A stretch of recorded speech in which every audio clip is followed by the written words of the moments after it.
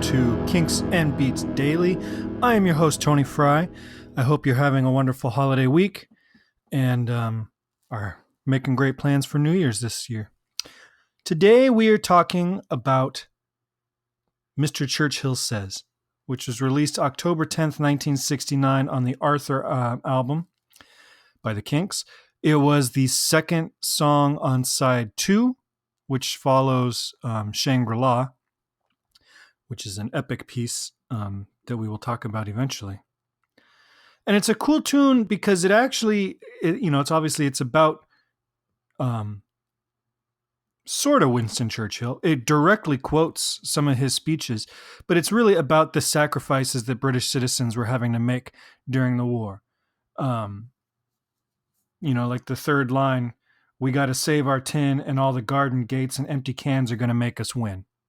So it's like rations and things like that were a reality during Britain during, the peak of World War II, which is what this song is essentially about. But what's cool about it is that he actually name checks a lot of people that were critical to the war effort beyond just Winston Churchill, who was prime minister at the time. So we'll get to that a little bit later. It was released as the B-side to Victoria 2 months later on December 12th, 1969. And then the 2019 remaster of this album has a great remaster of this song, which I think is the best it's ever sounded. So this is one of those tunes I've always liked. And I thought, I'm going to be able to talk about this for a lot. But there's not a ton to talk about here. It's a straight ahead song for the most part, except that it's basically two songs. And, people give a lot of credit, rightfully. I'm not diminishing this, but they give a lot of credit to Lennon and McCartney for being able to fuse two totally different songs into one piece. Like Baby You're a Rich Man is two different songs. I've Got a Feeling is two different songs. A Day in the Life is two different songs. But on most occasions, maybe A Day in the Life being the only exception, on most occasions, their two different songs remained two different songs. They were just played together musically. Ray, on the other hand, pretty frequently assembles what is essentially two different songs, but the subject matter remains consistent throughout. This is not like You Never Give Me Your Money, where all of a sudden it jumps to another section that has nothing to do with the first verse or the third verse, right? This is a through thought composition, even if it was two separate songs. So we've got the first minute and a half or so where he's doing the, well, Mr. Churchill says. It's kind of a mid-tempo, almost he's like tiptoeing to the point of being vaudeville, but doesn't quite cross over. It's still, a straight ahead rock band kind of thing, but it does have kind of a two-step feel. And this is where we get a cast of characters name checked. Obviously, the first one, Mr. Churchill Says. We all should know that from our history classes. He was the prime minister at the time. But then he goes on to some other name checks that I would imagine most people outside of England don't know. But even within England, I don't know how studied these people are in British history. So the next one is Mr. Beaverbrook, where he says, we got to save our tin and all the garden gates and empty cans are going to make us win. So Beaverbrook was, his name was William Maxwell Aitken, 1st Baron Beaverbrook, and he was a newspaper publisher. And Wikipedia actually called him a backstage politician. That sound familiar to anybody? I think we have one of those right now.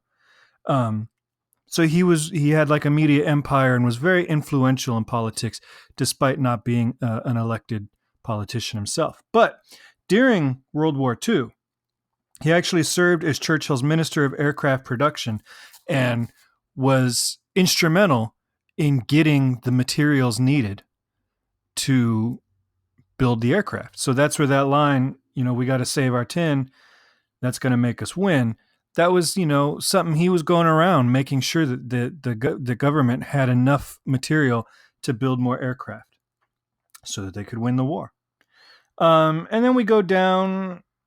We shall defend our island on the land and on the sea. We shall fight them on the beaches, on the hills, and in the fields. We shall fight them in the streets. Um, so it's more, speech stuff. And then we get back to Mr. Montgomery says and Mr. Mountbatten says. And both of those guys, Bernard Montgomery was an Army officer. Louis Mountbatten was a Navy officer. And he was the Supreme Allied Commander, Southeast Asia Command during World War II. So these guys were very prominent commanders in their respective divisions of the military service. And what do they say? We got to fight the bloody battle till the very end. Okay. And then we get kind of a strange one. We get Vera Lynn, who was a singer and songwriter, who is still around. She's 102 years old. She's still around as of this taping. But her big... she's known as being the force's sweetheart. So she was doing concerts for the troops during the war. And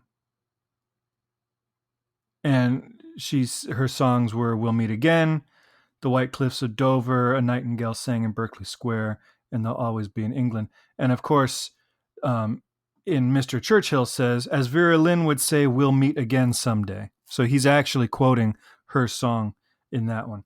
Then we get to about 1:40, and we hear the air raid siren, which is one of the most effective and cool uses of a sound effect on any recording. It was perfectly utilized for this one because it signals the transition into this new, more up-tempo, more rock section of the song. And then that kind of groove stays for the whole thing. So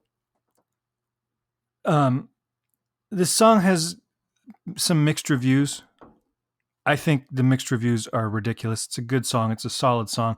Maybe it goes on a little too long. But that would be my only criticism, is that maybe you could shave 20 seconds off of it. But it's a good song. There are some weird things, though, on it. And some things that you might not have noticed until the stereo mix.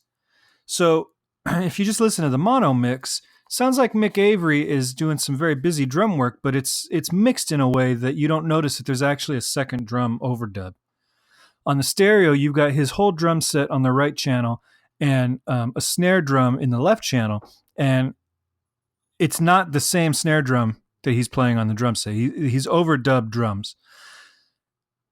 And for the most part, it is just a regular snare drum. Towards the end, he either takes the snares off or goes to his high-pitched tom. I can't tell exactly which. But at one point, he's doing some kind of like military rolls and cadences. And then on the rock section, he's just doing a backbeat and really solidifying that backbeat. Now, what Mick Avery is doing on the drum set in your right channel is really cool. He's doing a lot of tom work. He's writing the bell of the hi-hat and doing kind of like this quasi-Latin thing. A lot like what Ringo was doing in I Feel Fine, where you've got that ding, ding, digga, ding, ding, digga, ding, ding, right on the bell of that ride cymbal. I think I might have called it a hi-hat a second ago. It's the ride cymbal, the bell of the ride cymbal. And then he's working with the right between the snare and the tom drums. It's very cool stuff. And then you add that extra drum on top of it, and it really adds to the intensity of that backbeat that we've got going through the whole song. That said, there's some weird moments in the drum overdub and in what I assume is Ray's rhythm guitar playing that introduces this section where the music is clipping like crazy. And you really hear it towards the end. You hear it when the rhythm guitar is naked at 1:40, just playing that dun dun dun dun dun dun dun, that little riff. But in the drums, you hear a lot during the end when he's getting a little bit more busy on the overdubbed drum part. And it sounds like it's being he's overdriving the soundboard because it's clipping and the guitar is clipping, this drum is clipping. I don't know if that was intentional or not. They might have done it because they liked the distortion. Who knows? But I also know they weren't recording in Abbey Road at the time. Their studios were not the most high-tech studios at the time, which sucks because they were making these great albums that would have been, I think they would have sounded even better had they been recorded with better technology and in better rooms and stuff. But that's for another podcast. So you can listen for that. It is clipping quite a bit in this song. That's about it. There's not a lot to say. There's some good guitar work by Dave. The lead guitar during the fast section is pretty cool. His little fills between the lines in the first section pretty much make that section for me. And it's a solid song. I mean, it's off Arthur. What song on Arthur isn't great? It's a great album. So that's Mr. Churchill says. So this is one of them that I was saying. I thought I could talk forever about it, but it's just one that's like, yeah, I like it. There's not a lot particularly musically to talk about. It's pretty simple chord structures, and the song itself, the two sections are very simple and would be boring without the other because there are no real choruses or anything. So you've got, in the opening part, kind of an extended verse, but it doesn't really go anywhere.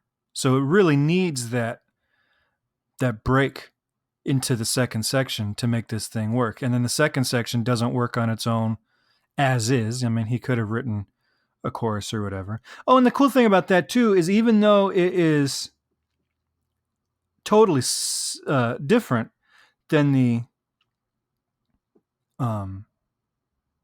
first section, he does quote himself with the, well, Mr. Churchill says, right? He includes the, like I said, the subject matter of the first section in the second section, even though it's totally different. So this is a good one to listen to. It is on the playlist on Spotify. If you have been listening, you know that you can go to herohabit.com under the podcast tab. You will be directed to the Kinks and Beats page where you can follow our Spotify playlist. It's got all the songs we talked about this week.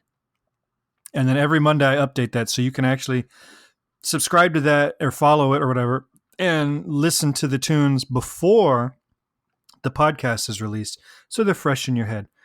All right. Give me a call, 925-494-1739, or email me, kinksandbeats@herohabit.com. I would love to hear your thoughts on the music of these two incredible bands. Whether it's a song we've already talked about that you would like to expand on something I said or correct me, or a song we haven't covered yet, we're going to get to them all. So I will save those letters and voicemails for the appropriate songs. All right. I will talk to you guys tomorrow with a Paul McCartney tune that I don't really know all that well. All right. Have a great day, guys.